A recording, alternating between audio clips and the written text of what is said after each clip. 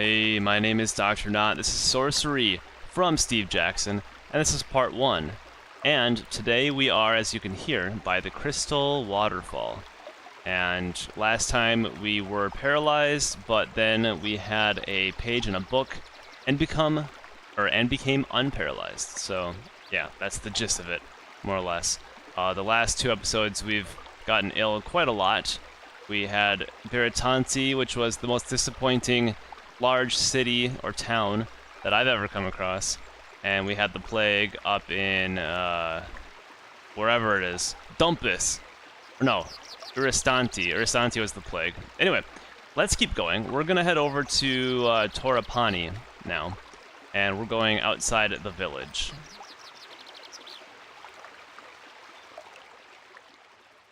It is now late afternoon. You pass over the brow of the next hill, and below you is the village of Torapani, slung from one side of the valley to the next like a flood barrier.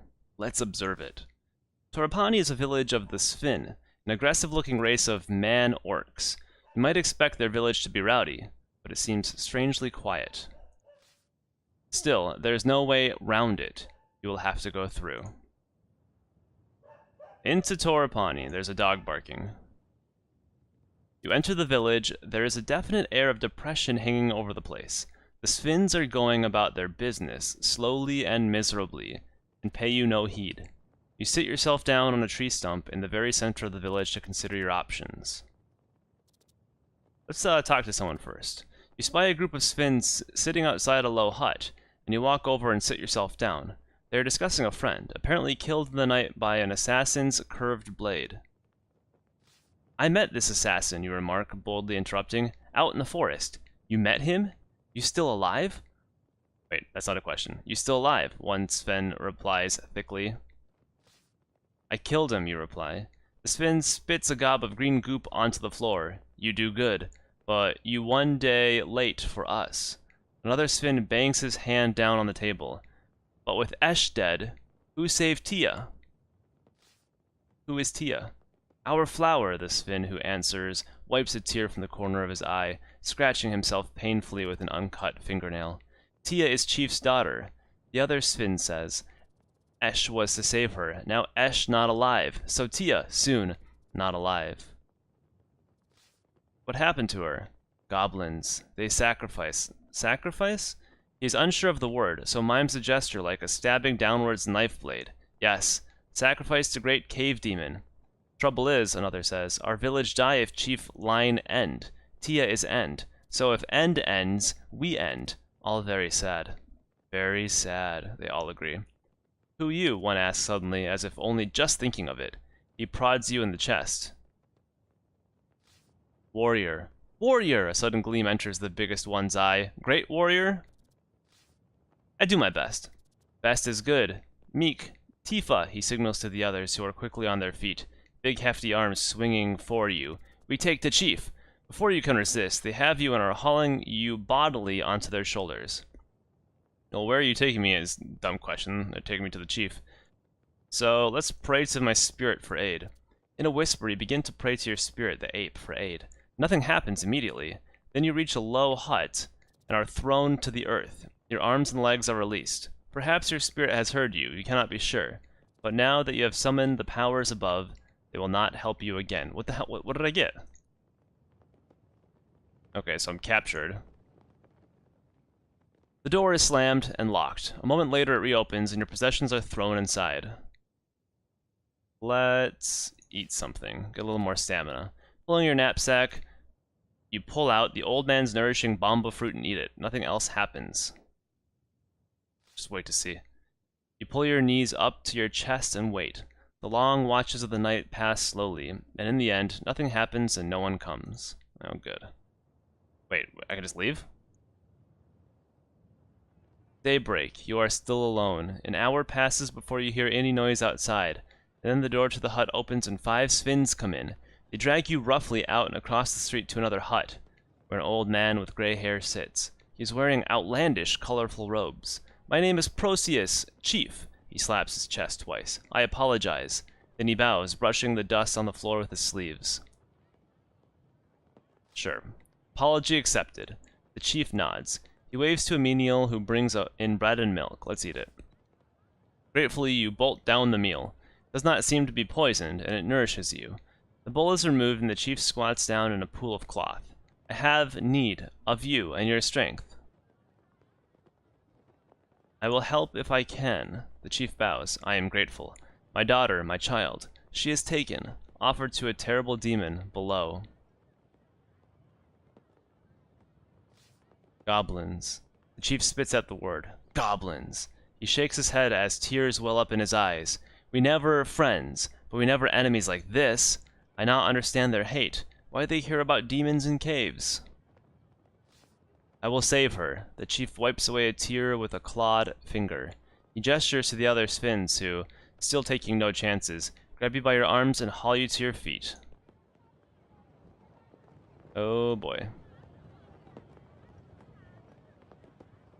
You are led along a short pathway through the forest to a crack in the ground. One Sphinx has brought a rope, and another a basket. They are preparing to lower you down into the pit of the earth itself. You will pay me richly for this. The Sphinx nod. The chief replies, We are poor, but we will try. Good. Watch the darkness, he declares as they start to lower you down. You hit the floor with a thud and peer into the darkness. Your eyes can make out nothing, but a slight breeze suggests endless space in all directions. You are blind, helpless, trapped. Something clatters to your feet from above. One of the Sphinx shouts something down to you. Wait. Okay, let's feel on the ground. Why would we feel on the walls? Crouch down and feel around your feet until your hands close on the base of something. You pick it up. It is a dry wood torch. Something else falls from above and strikes you on the head. Tinderbox, calls the voice. Just rubbing the bruise on your head, you reach down and find the tinderbox. I'm not gonna curse that person. You strike a light and the torch blazes into flame. You can see now you are in a large cavern, wide and deep. At the far end, passageways disappear to the left and right. Through an uneven rockfall at the far end of the cavern, you hear a murmur. Let's listen. You clamber over the rocks at the edge of the cavern to investigate the sound. It is a whimpering, coming from the other side of a pile of stones.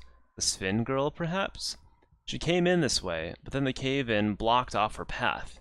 You'll have to find another way to reach her. Let's go right. Creeping slowly forward. The passageway slopes down a short way, then ends in a T-junction. 2 stones are stacked on top of one another against the wall here. There's nothing special about the 2 stones, except that they happen to be on top of one another. Let's go right still. You take the right-hand tunnel. The tunnel twists and bends sharply, as if carved by a river now long since dried away. You lose all sense of which way is which, except to keep going forward where the tunnel splits. There is a stacked pair of stones here as well. Just go right. You move through the opening in the right wall. The going is suddenly more difficult, and you realize that the tunnel is climbing at quite a sharp gradient. Little stones rattle and roll away downwards into the dark. The highest point of the passage you are following finishes at another fork. As you enter, 2 stones roll away down the slope. I'm just going to keep going right. Oh my god. The cave walls crush in close, as though the rock is squeezing you to death. Your shoulders rub against the walls. When you feel certain you can go no further, the path you are keeping through forks again. Another pair of stones are stacked in one corner. You turn right. You follow the passageway when you hear an echo of whimpering coming up the corridor. Your torch light falls across a frail shape. Hiding in the shadows is the young Sphin girl, stacking stones into hundreds of little towers. You run the torchlight around the walls of the cavern. No switches or triggers that you can see. The girl watches you with silent fear. And then, the torchlight falls on a deep scratch in the rock, a claw mark. Suddenly, there is a loud roaring from the mouth of this short cavern. The walls begin to shake and crumble. The Sphinx stone towers topple and scatter. To one side, a gap in the rubble begins to open, letting through a mean shaft of light. Before you can head for it, The roaring sound is joined by a scream from the Sphin Girl. You turn slowly and peer into the gloom back along the tunnel. Is there something moving? Something coming closer? Perhaps the roaring is the wind rushing through the tunnels. Something is coming. You hear the scrabbling sound of claws on rock, and the exit from the tunnel is blocked by a dark and looming shape. A manticore. Huge. Terrible. It stands between you and the light, and howls in bloody rage. Holy moly. It's got scorpion tail, like a I don't even know what that's supposed to be, a cat lion's face with like a... I don't even know. Wings, yeah, weird. Let's use some magic. You ready a spell? Okay, cast a spell. What do we have at our disposal here? I don't have any items, so I don't think dumb is gonna work. Let's do it. Costs clumsiness, okay. You complete your enchantment and the manticore seems to stagger and trip, one foot colliding with the other, and its sting becoming tangled in its wings. You have slowed it down. If you draw your sword now, you will have an advantage, or you have gained yourself more time to further sorcery. Let's go. Let's just go. So this thing has, it's hard to tell. I'm assuming it has full bar here.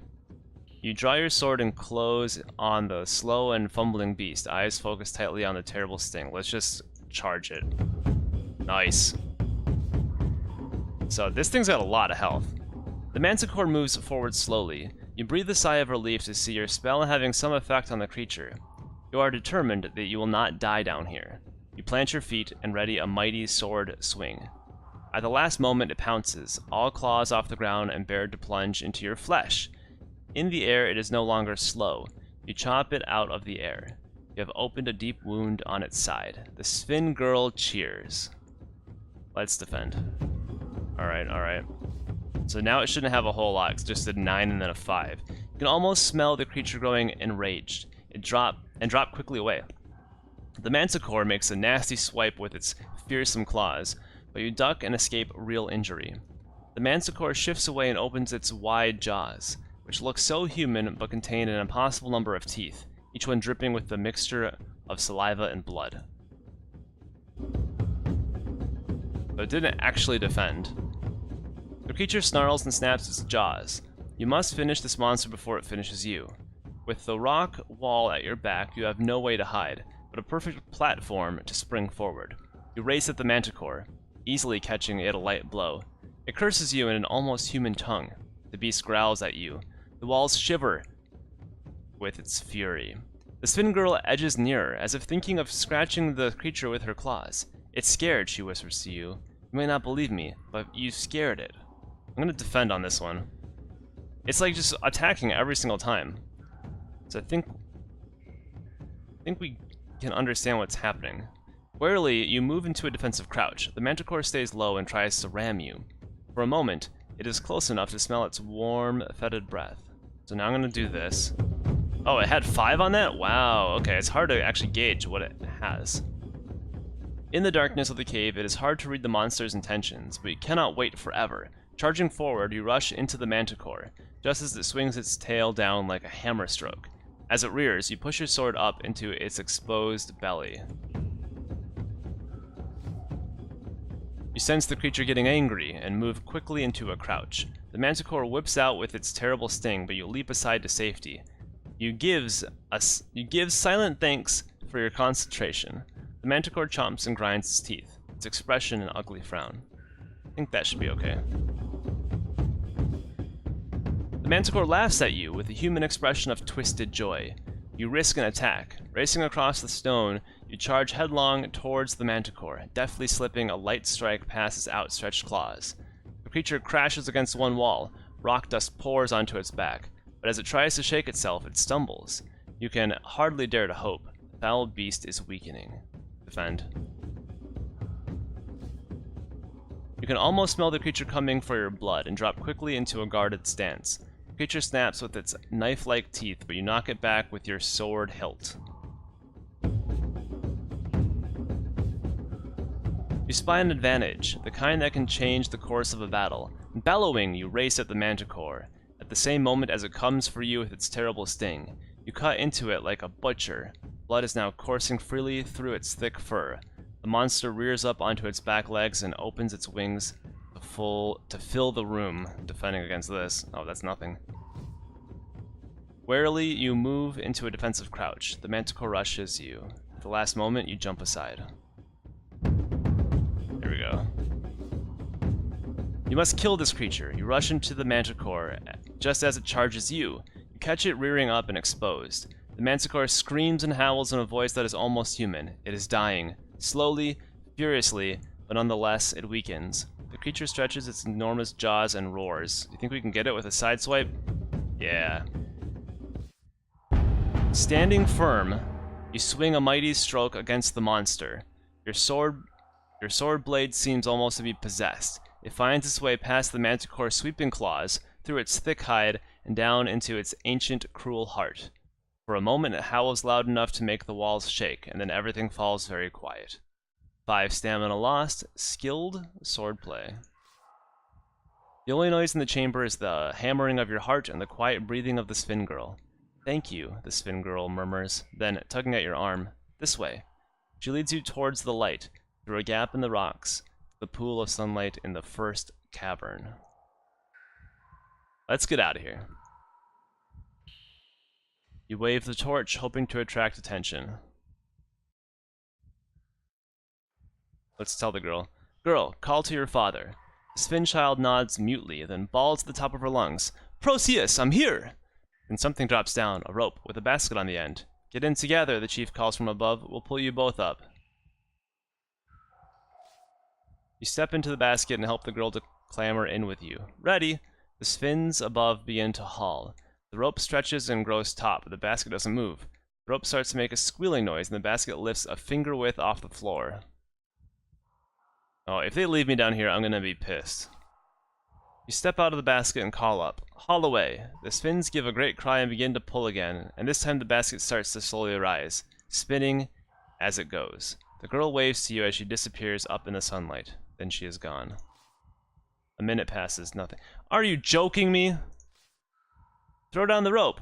Nothing. The tunnel echoes, very slightly. A noise from the depths. Perhaps the manticore was not alone. They have abandoned you, left you your fate. Disagreeable creatures. Their promises of gifts and rewards were all hollow.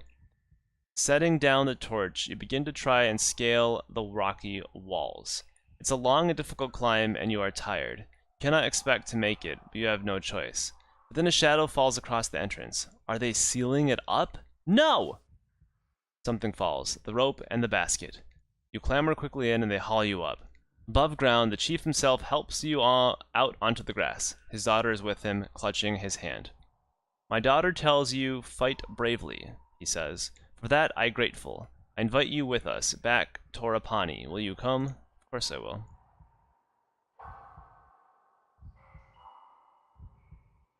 I need some stamina, I need some food, I need everything. There we go. A little generosity cannot hurt you. You nod. "I will come." As you enter the village, it erupts into celebration. Heyo! You are given a place to stay and recuperate from your long journey. A visit to the healing priest treats your wounds, and when you emerge, it is to find the village, before so somber and silent, now in full life. Flowers are tied to every rooftop, and bands of spins are playing music on long, strangely shaped lyres. Lyres. You are whisked away into a dance by Proteus's daughter before the chief can welcome you to the feast. The night is glorious. That night you sleep heavily, and rise the next morning to continue your journey. The chief meets you before you go. "My good friend," he declares, "you have saved us." He presses 2 gifts into your hands, a pouch of 10 gold pieces, a fortune for a place like this, and a key. "This open the south city gate of Kharé," he tells you. "I hope it is use." Nice! You take your leave. The path winds away from Torapani, and soon you are on a downward slope, away from the Shamutanti Hills, through stepped rice fields. As you walk, you feel for the first time the loneliness of the path ahead. Though Kharé is a busy city, it is cruel, and beyond Kharé there is nothing but the vicious wasteland. You will have no one to trust in the days ahead. In the distance rises the wall of a great city. The first true stonework you have since... Or, the first true... the first true stonework you have seen since you left home. So this is Kharé, and this is like... This is it. And the Shamutanti Hills map is done, so we're getting close. Maybe the next episode is the end of part 1, we'll see. So, thank you for watching. Next time we will head over to Kharé. Awesome. Alright, I'll see you next time. Thank you for watching, and I'll see you then. Take care. I like this music. Goodbye.